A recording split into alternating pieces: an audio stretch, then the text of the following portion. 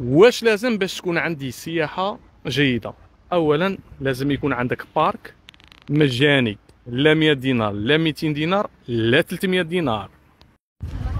لازم يكونوا عندك وسائل الراحة على الاقل وين يريحوا كبار السن، او لازم يكون عندك وين الناس تغسل رجليها، بمعنى هذه ما تكلفش كتير مادام الماء اللي نستعملوه هو ماء البحر.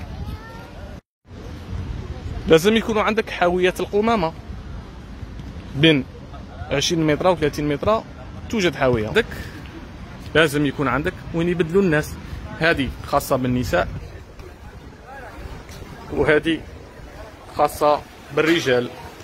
لازم تفكر في الناس اللي تبغي تلعب كرة القدم وتوفر لهم على الأقل ملاعب في آخر مكان من الرمال ويمارسوا الرياضة تاعهم بكل حرية.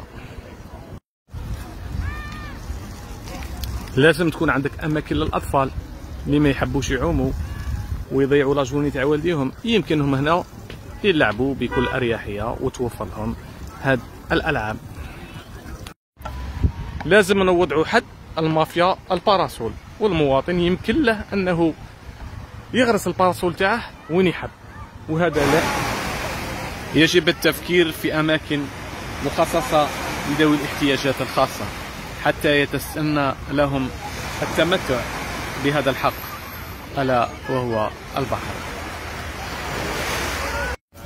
لازم يكون عندك مكان مخصص للرياضيين، الناس وين تبغي دير الرياضة، وكذلك لازم يكون بالمجان.